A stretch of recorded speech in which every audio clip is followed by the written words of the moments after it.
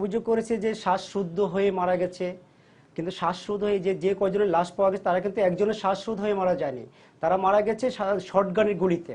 যেটা আমি ঢাকা মেডিকেলে আমি খোঁজ নিয়েছি, মিটফোর্ডে খোঁজ নিয়েছি, তাদের সবার শরীরে পাওয়া গেছে শর্টগানের গুলি। আর এখানে একটা জিনিস আপনি যেমন ইসলামী সোনালী ব্যাংক, সোনালী ব্যাংকে তারা আশ্রয় নিয়েছিল, সোনালী ব্যাংকের ছাদে আশ্রয় নিয়েছিল, যেটা বাউন্ডারির বারান্দার ছাদে। তারপরে সোনালী ব্যাংকের নিচে তারা গেটের তালা ব্যাংকে তারা আশ্রয় নিয়েছিল। সোনালী ব্যাংকের পাশে যে গলিটা গেছে, গলিটাতে একটা টিনশেড বিল্ডিং ছিল, ওই টিনশেড বিল্ডিংয়ের উপরে তারা আশ্রয় নিয়েছিল।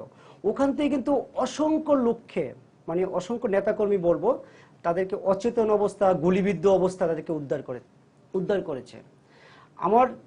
আমি সাংবাদিকতা করি আজকে প্রায় 13 বছর। তা আমি এই ধরনের সিচুয়েশন আসলে আমি ক্রাইম বিটে কাজ করছি, কিন্তু এই ধরনের সিচুয়েশনে কিন্তু আমি কখনো পড়ি নাই।